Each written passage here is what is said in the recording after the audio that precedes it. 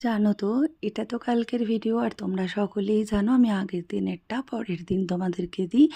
তো যাই হোক, এই দেখো এসছে পুচকি, মানে আমার ভাগ্নি। ও কিন্তু ছোট থেকে আমার অত্যন্ত প্রিয় কাছের, কিন্তু বেশিক্ষণ থাকেনি গো। কালকেও একটা বিশেষ দরকারে এসেছিল।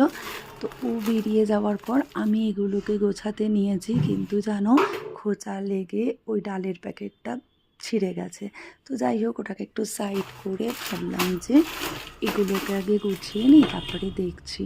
তো কাল তো ছিল মঙ্গলবার, নিরামিষ রান্না করার ছিল, তো সেটাই করব। তো যাই হোক, আমি কাজটা করতে করতে ভাবছি তোমাদেরকে একটা কথা বলি, আমার মনের আর কি হঠাৎ করে হয়েছে, তাই বললাম। দেখো, যে কোনো কাজের জন্য না মোটিভেশনের দরকার পড়ে, তাই না?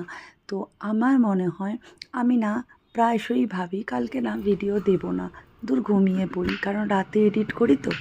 কিন্তু জানো, সেই দিনই পার্টিকুলার এত ভালো ভালো কমেন্ট পড়বে, যেগুলো পড়ে খুব মোটিভেট লাগে নিজেকে। মনে হয় এই তো লোকের আমার কাজ ভালো লাগছে, তো ঠিক আছে করি, একটু রাত হবে হবে বলে আবার এডিট করতে বসে পড়ি, আবার দিই।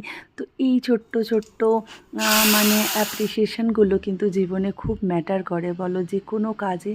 তো যাই হোক, আর এই ডালটা জানো তো আমার মা করতো, ভীষণ ভালো করতো, একটু ঘি নামানোর আগে আর চিনি দিয়ে এরম মানে একদম কষিয়ে, যেরকম যে কোনো গ্রেভি করলে আমরা মশলা দিয়ে কষাই সেইভাবে। তো ডালটা না, মুগ ডালটা খুব ভালো হয় খেতে। তো ওটাই করেছিলাম, আর কাঁচা কলা আলুর তরকারি করব। কিন্তু জানো, আমি রান্না করতে করতে দেখলাম পুরো অন্ধকার হয়ে গেছে আকাশ। তো তাই জন্য গেছিলাম ছাদে জামা কাপড় তুলতে, কিন্তু জানো তো পুরো অন্ধকার হয়ে গেছিলো। তাই জামা কাপড়গুলো তুলে আনলাম, ওখানে আমি কাঁচা কলাটা বসিয়ে গেছিলাম, এই যে হয়েও গেছে। তো চলো আজ রাখি, কেমন?